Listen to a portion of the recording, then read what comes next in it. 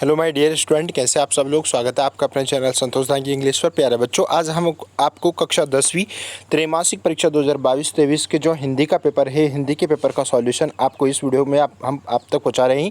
तो यहाँ पर आप देख सकते हैं कि यहाँ पर 1001 कोड वाला ही पेपर का सॉल्यूशन यानी कि 75 नंबर का प्रश्न पत्र यहाँ पर पूछा था और 3 घंटा इसमें प्यारे बच्चों टाइम था। तो आइए जान लेते हैं इसके पेपर का पूरा सॉल्यूशन, देख लेते हैं। ठीक है, पहला प्रश्न यहाँ पर आज के पेपर में पूछा गया था, यानी सही विकल्प का चयन कर लिखिए। यानी कि पहला प्रश्न था नई कविता के कवि, तो नई कविता के कवि रघुवीर सहाय। दूसरा प्रश्न व्याधि शब्द का अर्थ है, तो व्याधि शब्द का अर्थ होता है बच्चों रोग होता है। आलंबन और उद्दीपन का संबंध है, तो ये विभाव से है। नेताजी की मूर्ति पर चश्मा लगाता था, तो कौन लगाता था, तो कैप्टन लगाता था। नंबर 5 यानी निश्चय शब्द में संधि है, तो निश्चय शब्द में नि धन चय में विसर्ग संधि हो जाएगी बच्चों।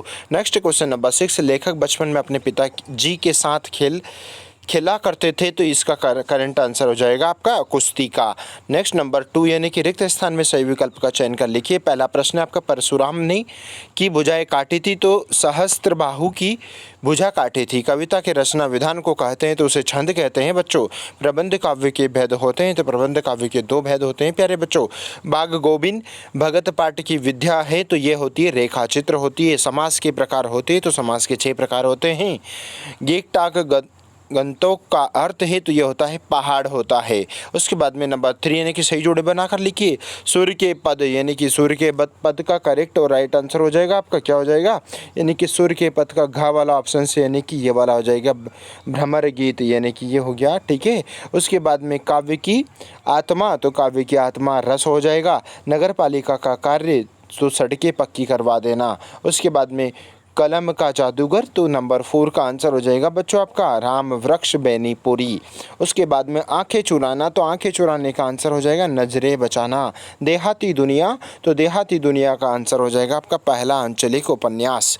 ठीक है, यहाँ पर नंबर भी आपके डले हुए हैं, आपको कोई असुविधा ना हो इसके लिए यहाँ पर इस सारे के सारे आंसर नोट डाउन कर दिए गए हैं। और बच्चों हम आपको बोलना चाहेंगे कि यदि आप एमपी बोर्ड के एग्ज़ाम की तैयारी कर रहे हैं, तो और यदि आप उच्चतम अंक प्राप्त करना चाहते हैं, तो आप चैनल पर से जुड़े रहें। संतोष दांगी इंग्लिश चैनल को सर्च करें और सब्सक्राइब करें, दोस्तों मित्रों में शेयर करें, लाइक करें, ताकि आपको इससे A to Z सॉल्यूशन, आपको रियल सॉल्यूशन 100% सॉल्यूशन सभी सब्जेक्ट का मिल सके। ठीक है, आइए जान लेते हैं। क्वेश्चन क्रमांक 4, एक वाक्य में उत्तर लिखिए। पहला प्रश्न, कवि किसका स्वप्न देखकर जाग गया, यानी कि कवि प्रेयसी पत्नी का स्वप्न देखकर जाग गया था। चौपाई के प्रत्येक चरण में कितनी मात्राएं होती है, तो 16 मात्रा होती है बच्चों। उसके बाद में नंबर 3, मुख्य एवं छाती के ऊपरी भाग की बनाई गई आकृति को क्या कहते हैं, तो सबको पता है क्या कहते हैं भैया, उसको गला कहा जाता है। मुहावरा क्या है, लिखिए। मुहावरा वाक्यांश या समूह को मुहावरा कहते हैं, वाक्यांश या समूह को मुहावरा कहते हैं। संधि कितने प्रकार की होती है, संधि 3 प्रकार की होती है, स्वर व्यंजन विसर्ग।